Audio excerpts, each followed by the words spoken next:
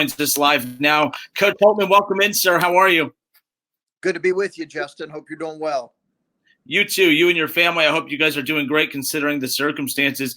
It's been a wild couple months. With that being said, it was pretty cool. I saw that you and Ryan Day both were able to address the 2020 graduating class for Ohio State ahead of their commencement over the weekend. Yeah, it's right. It's such a unique time for all of us, whether it's, you were planned to get married, this summer, or whether you had obviously a graduation, or our season got canceled. It's such a unique time. So I'm glad that Ryan and I had a chance to kind of just congratulate our 2020 class here, and I would send a big congratulations out to all of the graduating classes in high school and in college right now. With that being said, it was just announced earlier this morning, the Big Ten has extended its suspension of all, ongoing activity scheduled through teams. And obviously the basketball season is usually done by this point. But how has that impacted your day-to-day operations with you, your coaching staff, and your basketball program? Right now, May is typically, Justin, as you know, a relatively slow month. It's if there is a slow month in college basketball, and it's getting to the point to where there's really never a slow month. You're either recruiting but you do have to choose certain points in the year where you can at least provide some downtime for your players or your staff. And May is usually that time for us, outside of some unofficial visits on campus. But everybody's home normally anyway. It picks back up in June. So this has not changed dramatically for us. I think the reality is, it will change, obviously, if we get into late summer and things, we haven't had a chance to have kids on campus or those kind of things. That's where it'll obviously be different for every program. At what point did it really kick in? You guys really started to pick up some momentum down the stretch. You got some huge wins to close out the regular season heading into the Big Ten tournament. At what point, thinking back, as everything happened so fast, at what point did you start to realize, oh man, not only is the Big Ten tournament in trouble, the NCAA tournament is in pretty big trouble as well? I think as soon as Rudy Gobert tested positive, I think that was the kind of the seminal moment for all of us. And I don't want to forget, by the way, big congratulations to that Dayton program there. What a tremendous year they had. And I think we're going to finish out having a great finish to their season. But, that was the pivotal moment for all of us. And it's when I began to wonder if we were going to play the following day. So we were scheduled to play Purdue in the second round of the Big Ten tournament the next day. That's kind of when I started to wonder, hey, are we going to do this or not? And then once the Big Ten tournament got canceled, I anticipated that they would delay the NCAA tournament. We were probably going to be a 4 or 5 or a 6 seed. So we were still planning on as if we were going to play, but the news came down on that pretty quickly.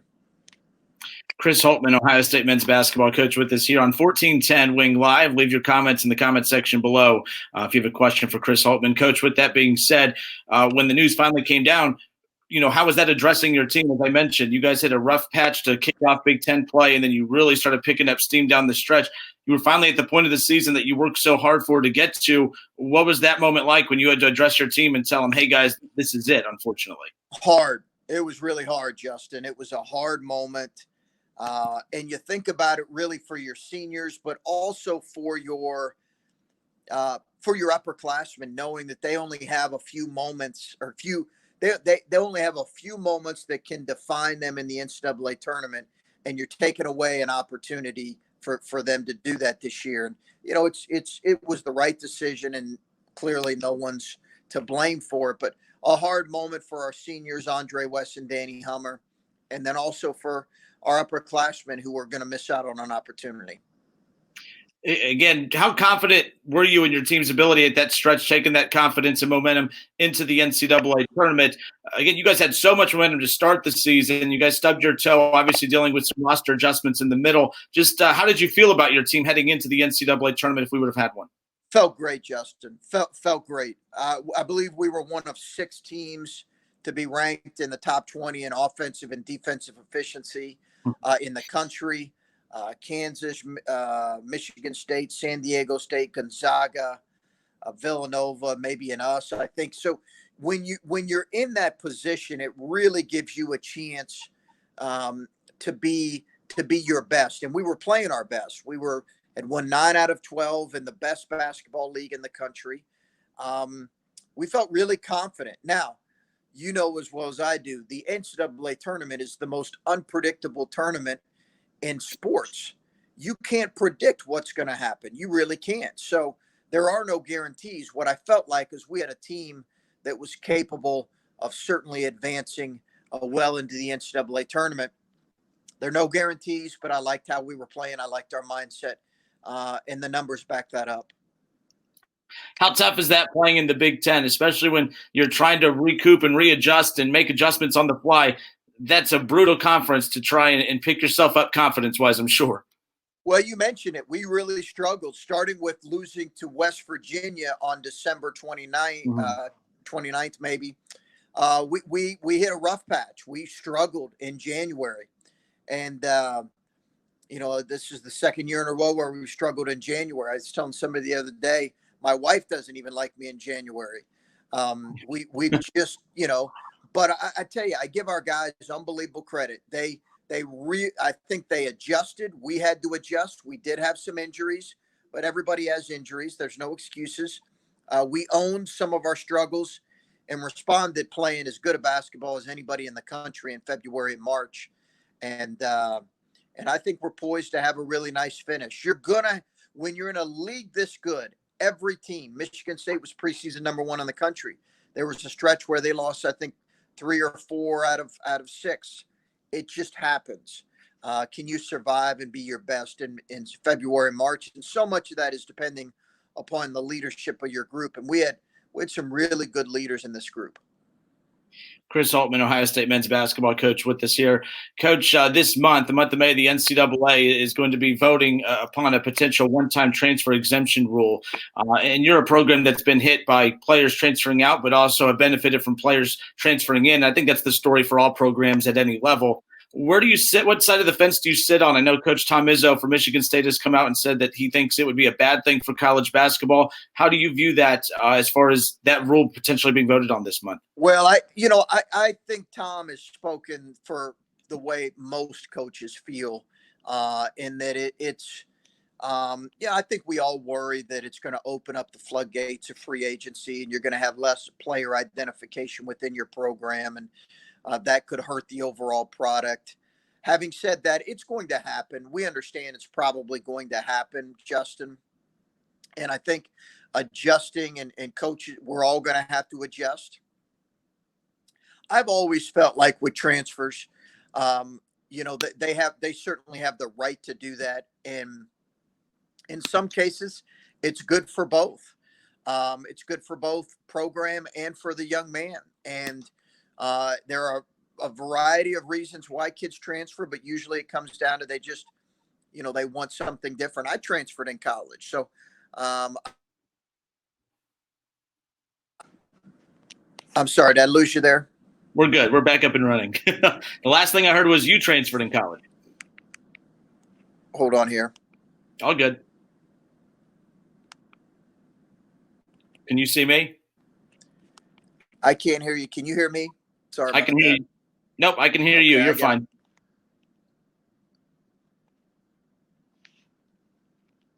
You want to exit and come back in? Sorry, I'm nowhere live here. Should I go out and then come back in? Because I can't go out, come back in. Yes, sir. No problem.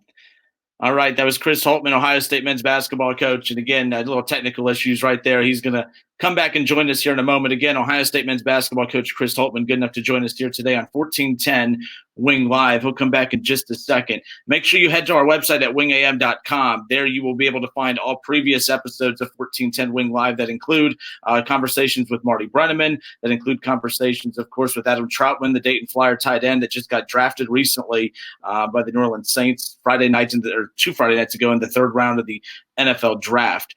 So really good stuff there. Marty was great, everything. So make sure you're continuing to check that out, and we'll continue to keep everyone updated. But I think we have Coach Holtmann back with us. Are we back off and running? Sorry about that. That was a staff member who called me and screwed up the whole process here. So just can't find good help these days. That's right. That's right. No, but real quick, picking up where we left off, you said you were a transfer player as well in your career. I was, and it's part of it. I think it's the reality. As you mentioned, we've really benefited from guys. We have a point guard, CJ Walker, who's our starting point guard, who did a tremendous job for us this year, who was a transfer. Listen, the reality is in the last 4 Final Fours, there have been 13 players that have started on their team that have been transfers. So this is something that's happened for 10 years, 10 to 20 years now. And I think there's an embracing of it, and there's going to have to continue to be. And I'm sure that rule will change some things. I certainly understand Tom's point and agree with it. I just don't think we're probably changing that. I'm always amazed at how many players are willing to transfer, mainly because like the NCAA putting in that you're having to sit out a year. A year is a long time, and I'm amazed at how many players are actually willing to sacrifice that to sit out an entire season. As a fan, I can't stand waiting 6 months of an off season to see my team next. I can't imagine as an athlete having to wait a full off season, sit out a full year, sit out another off season before being able to compete. Are you amazed at the clip of how many transfers there actually are in college basketball even before this? Not anymore, Justin. Not anymore. Probably that not now that I've been in it for the last 8 to 10 years, and you kind of see the trend. I think to Tom, what Tom and most coaches speak to is we all know the value of sticking with something that's really hard in life. Mm-hmm. And I think as educators and coaches, I think we all recognize that there's great value in that. And could this eliminate that to some degree, which is a very vital and important part of growing up. But I think in some cases that sit out year is very beneficial. I've seen it very beneficial for our players. And I think even if you have the rule that goes into effect whenever it will in the next couple of years, that you can transfer and be eligible right away, there will still be some guys that just want to sit out a year and use that redshirt year to continue to get better and acclimate themselves both academically and athletically. All right, Coach Holtmann, last thing before we let you go here, your philosophy on scheduling. I know being here in Dayton, you mentioned the Flyers earlier. They're chomping at the bit. They want a piece of your Buckeyes. What goes into your they hit me up on Twitter all the time. You guys are scared. You're cowards. I've heard it all. I've heard it all. We got great respect for that Dayton program and what Anthony's done there, and obviously they had a tremendous year, and we're poised to be a really high seed in the NCAA tournament, and that's exciting for us. I think when we look at that, I have talked and thrown out the idea of trying to play some type of tournament or doubleheader like we had at Butler with the Crossroads Classic. Mm-hmm. The scheduling is so far in advance; it makes it difficult now. Getting 4 teams to do that. What the common fan doesn't understand is, for us, for example, we have the Gavitt Games, which is the Big Ten Big East Challenge, the ACC Big Ten Challenge, the CBS Sports Classic. Those are 3 non-conference games that they're in our schedule every year. So you're limited as to how many more you can add with in certain situations. We just scheduled Cincinnati in a home and home. We did that. That had not been done in years here. So I think we've proven that that we will do it.